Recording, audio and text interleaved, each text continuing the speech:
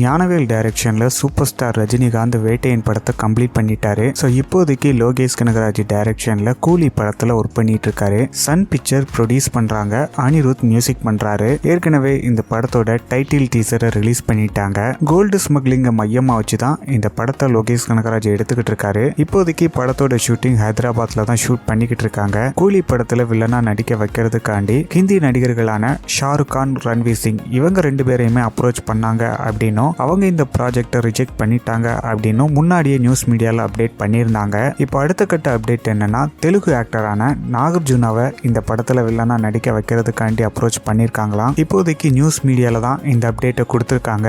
ஏற்கனவே ஆக்டர் நாகார்ஜுனா சேகர் கமலா டைரக்ஷன்ல ஆக்டர் தனுஷ்க்கு வில்லனா குபேரா படத்துல ஒர்க் பண்ணிட்டு இருக்காரு. ஸோ இந்த படத்துல வில்லனா நடிப்பாரா அப்படிங்கறத வெயிட் பண்ணி பார்க்கலாம். வேட்டையன் படத்தை பொறுத்த வரைக்கும் போஸ்ட் ப்ரொடக்ஷன் ஒர்க் நடந்துகிட்டு இருக்கு. ஜெய்பீம் படத்துக்கு அப்புறமா ஞானவேல் இந்த படத்தை எடுத்திருக்காரு. ஸோ இந்த படத்து மேல எக்ஸ்பெக்டேஷன் அதிகமா இருக்கு. படத்தை அக்டோபர்ல ரிலீஸ் பண்ண போறதா அப்டேட் பண்ணிருக்காங்க. ஆனா டேட் இன்னும் ஃபைனல் பண்ணல. தீபாவளிக்கு ரிலீஸ் ஆகும்னு இப்போதைக்கு அன்அஃபிஷியலா அப்டேட் பண்றாங்க. ஏற்கனவே தீபாவளிக்கு சிவகார்த்திகேயனோட அமரன் படத்தையும் ரிலீஸ் பண்றாங்க. ஒருவேளை வேட்டையன் படத்தை கங்குவா ரிலீஸ் ஆகுற அக்டோபர் 10 ரிலீஸ் பண்ணா கங்குவா படத்தை தீபாவளிக்கு சேஞ்ச் பண்ணிடுவாங்க.